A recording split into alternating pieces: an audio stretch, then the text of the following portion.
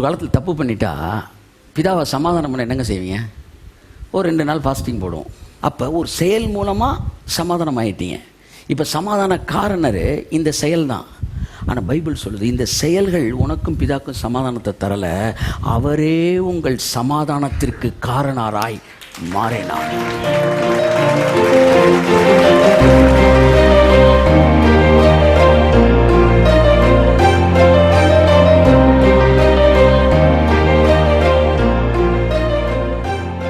இது வந்தோடனே நம்ம அந்த ஹேண்ட் மைக்கை என்ன செஞ்சிட்டோம், கொடுத்துட்டோம். இது தேவையில்லை, இனி அதை பிடிச்சிக்கிட்டு இருக்க தேவையில்லை, இது ஆட்டோமேட்டிக்காக இருக்கும்.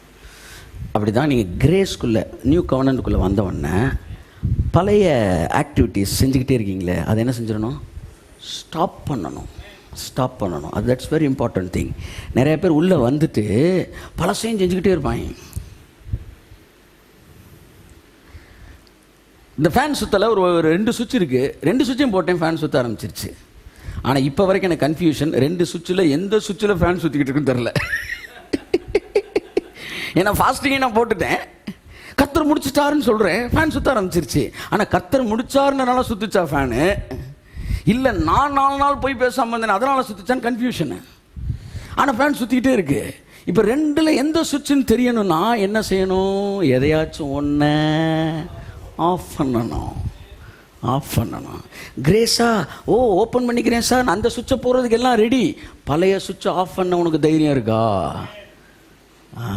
பழைய கட்டளைகள் பிரமாணங்கள் ஆஃப் பண்ணிப்பார். நான் ஆஃப் பண்ண ஆண்டவர், இது மேலே தொங்கிட்டு இருக்கவே மரக்கலையை பிடிச்ச மாதிரி விட்டா என் ஆவிக்குரிய வாழ்க்கையே போயிரும்னே, விட்டு பாடுறான்னாரு.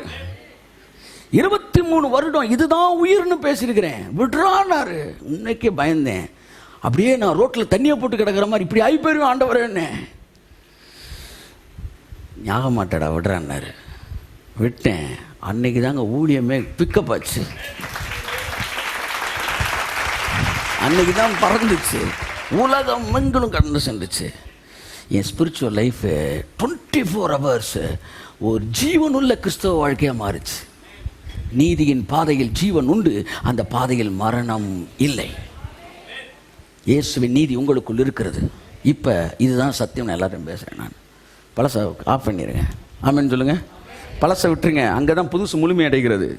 ஆமாம், பேதுரு காலை வச்சான் நான் தண்ணியில், அது பெரிய விஷயமே கிடையாது. நான் கூட வைப்பேன். நாங்கள் இதான் படகுன்னு வச்சுக்கோங்களேன், நான் கூட இதில் வைப்பேன். பேதுரு தண்ணியில் வச்சேன், நானும் வைக்கிறேன். ஆனால் பேதுரு இன்னொன்று செஞ்சார். என்ன செஞ்சார்?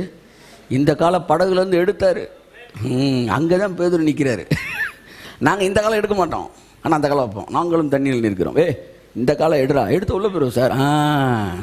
அவன் எடுத்தான். பழசை நிப்பாட்டி பழகுங்க. பழைய பிரமாணங்கள், பழைய உங்கள் சுய நீதியின் மீது வைக்கிற நம்பிக்கை தூக்கி எறிஞ்சிருங்க.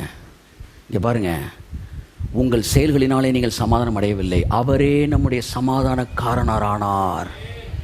நேற்று கேட்டேன் அந்த செய்தியை, முன்னாடி நம்ம கொடுத்த செய்தி. அப்படியே என் கண்ணை திரும்ப திறக்குது. ஒரு காலத்தில் தப்பு பண்ணிட்டா பிதாவை சமாதானம் பண்ண என்னங்க செய்வீங்க? ஒரு 2 நாள் ஃபாஸ்டிங் போடுவோம். அப்போ ஒரு செயல் மூலமாக சமாதானம் ஆகிட்டீங்க. இப்போ சமாதான காரணர் இந்த செயல் தான். ஆனால் பைபிள் சொல்லுது, இந்த செயல்கள் உனக்கும் பிதாக்கும் சமாதானத்தை தரல, அவரே உங்கள் சமாதானத்திற்கு காரணராய் மாறினார். புரியுதா? நீங்கள் இப்போ கடவுளோட சமாதானமாக தான் இருக்கீங்க. ஐயோ காலையில் ஜெபிக்கலேன்னா வருத்தப்படாதீங்க. ஊழியக்காரன் பேசுகிற பேச்சான்றீங்களா? இல்லை, அவர்கள் தைரியமாய் பிரசங்கித்தார்கள். நான் அடிக்கடி கேட்பேன், என்ன தைரியம், எதுக்கு தைரியம்? காலையில் எழுந்து 3 மணிக்கு நீங்கள் ஜெபிக்க வேண்டும் அப்படின்னு பிரசங்கம் பண்ணும்போது எதிரி கூட பார்க்குறவன் நல்ல விஷயம் தானே சொல்கிறான். இதை பேசுவதற்கு உங்களுக்கு தைரியம் தேவையில்லை. நீ பாவம் செய்யாமல் இருக்க வேண்டும் என்று பேசுவதற்கு தைரியம் தேவையில்லை. நீ பாவம் செஞ்சாலும் அவர் உன்னை நேசித்துக்கிட்டே இருக்காரா அப்படின்னு சொல்கிறதுக்கு தைரியம் வேணும். ஏன்னா சொசைட்டியை கெடுத்துக்கிட்டு இருக்கிறான் என்று சொல்லி சொசைட்டியிலேருந்து நீங்கள் தப்பானது பரப்புறீங்கன்னு உங்களுக்கு எதிர்ப்பு வரும். அதை பேசுறதுக்கு தான் தைரியம் வேணும். சீஷர்கள் தைரியமாய் பிரசங்கித்தார்கள். மோசையின் பிரமாணங்களினாலே நீங்கள் நீதிமான் ஆகவில்லை, இயேசு சிலுவையில் முடிந்தது என்று சொன்னதினால் நீங்கள் நீதிமான் ஆனீர்கள். ஆகவே 10 கட்டளைகள் தேவையில்லை, இது தேவையில்லை, அது தேவையில்லை, எல்லாம் தேவையில்லை. தைரியமாக பேசினாய். எந்த பிரமாணம் தேவையில்லை, எல்லாம் அவர் முடிச்சதில் முடிஞ்சிச்சு.